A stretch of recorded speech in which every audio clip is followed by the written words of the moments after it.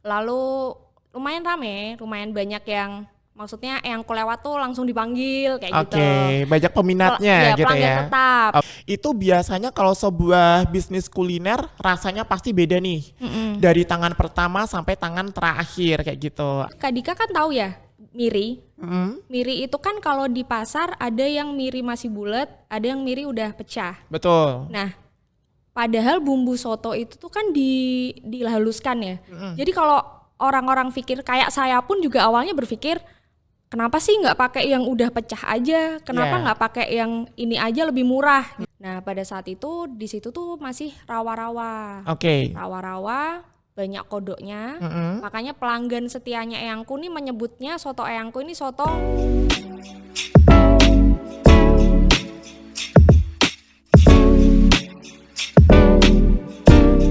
Halo Sobis, ketemu lagi di acara Join Talk Just on Indibias. Nah, ketemu lagi di acara podcast hari ini dan nantinya kita akan ngebahas tentang kuliner legendaris yang ada di kota Semarang. Tentunya sudah berdiri puluhan tahun dengan cita rasa yang sangat luar biasa serta sudah diturunkan dari generasi ke generasi. Join Talk kali ini kita akan mengangkat tema yaitu dapur sukses menemukan peluang emas di industri kuliner.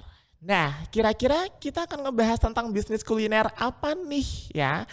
Menarik banget. Hari ini aku nggak sendirian karena sudah ditemani dengan Kak Aninda. Halo, Kak Aninda. Iya. Gimana nih Kak Aninda kabarnya? Alhamdulillah baik. Oke, sehat? Sehat. Oke, Kak Aninda ini adalah generasi ketiga dari industri kuliner yang ada di kota Semarang, legendaris tentunya, yaitu Soto Bangkong. Nah, kira-kira apakah tips and trick dari Kak Aninda ini tetap bisa menjalankan bisnis kuliner hingga tahun 2024 tentunya dengan cita rasa yang sangat luar biasa. Nah, Kak Aninda menarik nih pembahasan kali ini ya. Kak Aninda ini kan sebagai generasi ketiga Iya betul. dari pemilik soto Bangkong di Kota Semarang. Oke, awal mulanya itu gimana nih Kak Aninda?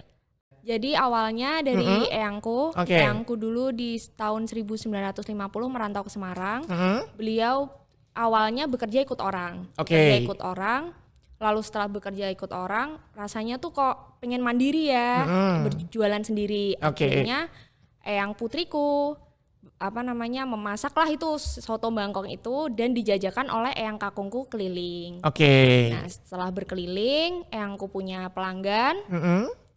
Lalu lumayan rame, lumayan banyak yang maksudnya yang lewat tuh langsung dipanggil kayak gitu. Oke, banyak peminatnya Ya, gitu pelanggan ya. tetap. Oke. Nah, lalu pada suatu ketika Eyangku berhentilah mangkal ya, bahasanya tuh mangkal ya. Oke, stay ya, stay di suatu Stay tempat. di suatu tempat yaitu di depan pos Bangkong. Oke. Ya, di depan pos Bangkong itu Eyangku mulai berjualan di situ, jadi pelanggannya tuh yang datang tuh ke situ. Nah, pada saat itu di situ tuh masih rawa-rawa. Oke. Rawa-rawa, banyak kodoknya. Makanya pelanggan setianya Eyangku nih menyebutnya soto Eyangku ini soto Bangkong. Oke. Karena di situ tuh banyak kodok di daerah situ. Sebenarnya sih soto ayam ya, Yeah. tapi akhirnya dijulukinya soto Bangkong dan akhirnya dipakai Eyangku sampai sekarang. Seperti Oke, itu. berarti kan Bangkong itu salah satu lokasi pertama Eyangnya Kak Aninda untuk Iya, berjualan. berjualan ya setelah berkeliling Iya, lamanya. Oke.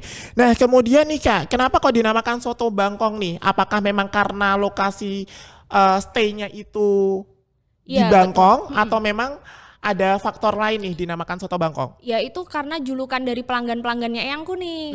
Jadi dijuluki itu tuh soto Bangkong. Oke. Seperti itu. Jadi Eyangku akhirnya menggunakan nama itu dan dipatenkan sampai sekarang seperti itu. Jadi Eyangku dulu pertama jualan di depannya, lalu makin lama makin rame. Alhamdulillah akhirnya Eyangku bisa membeli ruko di belakangnya. Oke, Ya, ruko siap-siap. sepetak. Makin lama beli satu lagi dan akhirnya sebesar sekarang seperti itu. Oke, menarik banget asal usul dari soto Bangkong Iya, ini betul, ya. asal-usul soto Nah, Bangkong. tapi kalau boleh tahu nih Kak, sekarang itu kan sudah berdiri restorannya ya, soto Iya. Bangkong itu. Ada menu lain nggak sih selain soto Bangkong? Tentunya ada. Jadi soto bangkong itu dari awal selain kondimennya ya, lauk-lauknya soto itu kan ada pergedel, ada tempe itu kan. Eyangku juga bikin produk ayam goreng. Ayam goreng dan garang asem. Itu menu lainnya dari selain soto di situ. Oke, berarti memang nggak hanya soto aja yang bisa Iya, dinikmati betul, ya, tapi iya. juga ada garang asam dan juga ada ayam goreng. Iya. Kak Aninda, kalau saya lihat itu kan cabang pertamanya itu ada di Semarang, Bangkong itu ya, iya. ada yang di Semarang di Jalan Brigjen Katamso itu. Iya, itu Nah, pusatnya. itu pusatnya, Betul. oke. Nah, kalau sampai dengan saat ini soto Bangkong itu sudah buka cabang atau memang hanya ada satu aja? Jadi dari eyangku itu memang yang bisa membuka soto bangkong ini hanyalah anak-anaknya. Jadi beberapa cabang dimiliki oleh keluarga juga. Oke. Nah, cabang yang di Semarang ada 2, di Jakarta ada 2. Oke, Iya. berarti totalnya ada 5 ya? Iya, sekitar 3 di Semarang segitu. termasuk pusat, 2 di Jakarta. Iya. Oke, dengan penerusnya itu juga Keluarga, generasi iya dari betul. keluarga. Oke. Generasi dari eyangku. Kemarin itu kan sempat COVID ya. Iya, betul. Apakah itu menjadi salah satu tantangan terbesar yang dihadapi Kak Aninda beserta keluarga sebagai pemilik kuliner soto Bangkong nih? Artinya kan kalau kemarin sempat ada beberapa restoran yang harus tutup betul. dengan melihat kondisi dan situasi kayak Iya. gitu. Nah, kalau di soto Bangkong sendiri gimana Kak Aninda? Pada saat COVID pasti tutup lama. Lalu sepi juga, pengunjung kan sepi. Jadi untuk keluarga yang sekarang memegang soto Bangkong ini, ya gimana caranya kita untuk survive di waktu itu. Oke. Jadi kita juga jualan lewat WhatsApp seperti itu, kayak gitu sih. Oke. Tapi ada tantangan terbesar selain COVID gak Kak? Tantangan terbesarnya itu sebenarnya gimana caranya kita mempertahankan apa yang sudah eyangku bangun pada saat itu bisa berjalan sampai sekarang. Itu yang tantangan terbesarnya sebenarnya di situ sih, karena kita kan mempertahankan kan lebih susah ya. Betul Memaintain sekali. setiap bulannya seperti itu memang lebih susah. Jadi itu sih tantangannya untuk ke generasi kedua dan sampai nanti semoga aja jadi sampai ke generasi saya kan. Oke. Gitu. Nah, kalau tadi itu kan artinya tantangan terbesar Untuk memaintain untuk sih. memaintain dari generasi ke generasi. Iya, betul. Nah, kalau dari Kak Anindanya sendiri nih, cara mengatasi tantangan tersebut itu gimana? Kalau kita karena ini bisnis keluarga ya, otomatis Betul. kan kita harus kompak untuk menjaga kualitas tentunya, untuk gimana memiliki SDM yang baik juga di dalam situ, Betul. memiliki manajemen yang baik seperti itu. Oke, keren banget ya. Nah, Kak Aninda, pertanyaan selanjutnya nih. Artinya kan kalau generasi ke generasi itu biasanya kalau sebuah bisnis kuliner rasanya pasti beda nih. Dari tangan pertama sampai tangan terakhir kayak gitu. Artinya kan kalau saya lihat nih setiap hari saya lewat di depan soto Bangkong itu selalu ramai. Artinya kan dari keluarga sendiri Iya. menjaga kualitasnya Iya, gitu kan betul. ya. Nah, kalau dari Kak Aninda sendiri bagaimana strategi bisnis kuliner keluarga agar brandnya itu tetap hidup dari dulu pertama kali dipegang Eyang sampai sekarang generasi ketiga? Kuncinya sih konsisten ya, konsisten dengan rasa itu. Oke. Jadi kita selalu berusaha gimana caranya rasa yang dari dulu dibangun oleh eyangku ini bisa sampai sekarang. Jadi dengan kualitas bahannya dijaga seperti itu. Kak Dika, ini sesimpel ini sih aku kasih contoh ya. Oke. Jadi Kak Dika kan tahu ya miri. Miri itu kan kalau di pasar ada yang miri masih bulat, ada yang miri udah pecah. Betul. Nah, padahal bumbu soto itu tuh kan dihaluskan ya. Jadi kalau orang-orang pikir kayak saya pun juga awalnya berpikir kenapa sih nggak pakai yang udah pecah aja? Kenapa Yeah. nggak pakai yang ini aja lebih murah gitu? Tapi Bangkong itu nggak seperti itu. Oke. Jadi walaupun itu mau dihaluskan kayak tetap mau miri itu yang paling bagus. Oke. Jadi dari bahannya dari dulu sampai sekarang dari eyangku sampai sekarang bahan itu sangat-sangat itu ya terpilih ya, maksudnya Oke.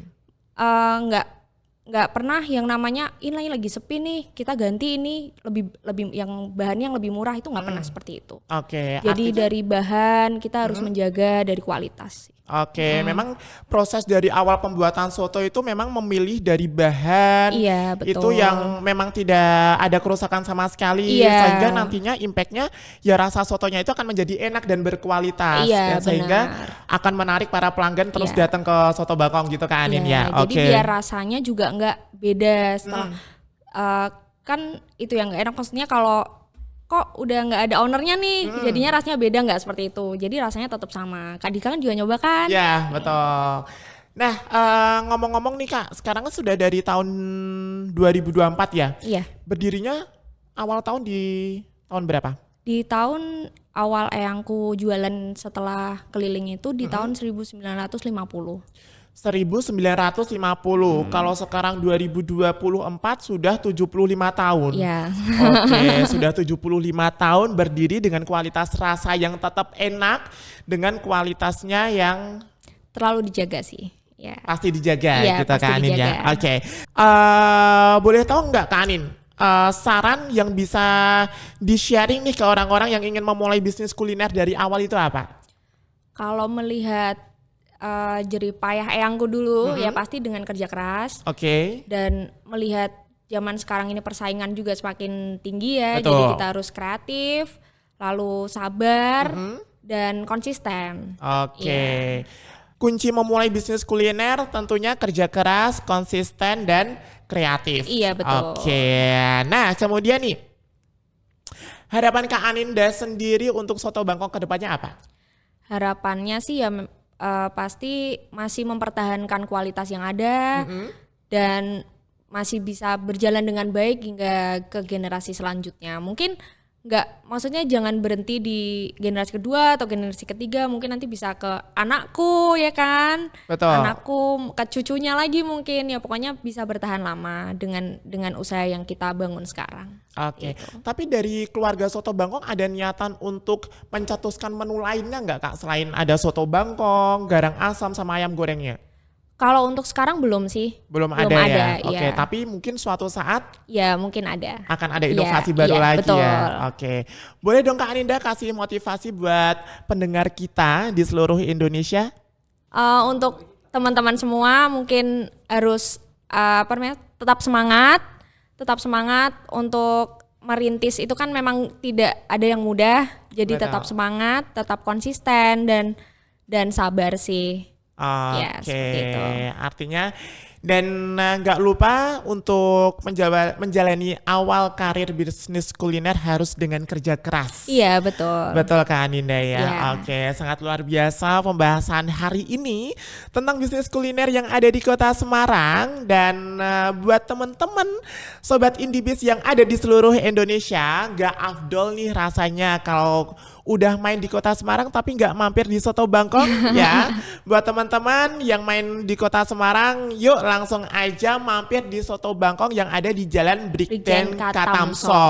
Oke. Nomor 1. Dan buat sobis yang ada di seluruh Indonesia, ingin mengetahui produk Indibis apa aja, internet, produk digital, dan produk-produk lainnya yang sekiranya menunjang bagi para pelaku usaha, langsung aja follow di sosial media kita. Ada di Instagram, Twitter, Facebook, LinkedIn, TikTok, Thread, dan jangan lupa follow serta subscribe YouTube channel Indibis dan Jateng DIY. Dan nantinya buat teman-teman akan mengetahui lebih detail produk Indibis itu ada apa aja. Dan setiap minggunya di platform sosial media Indibis Jateng DIY akan mengadakan sebuah giveaway tentunya yang akan berhak mendapatkan hadiah link aja sebesar Rp50.000.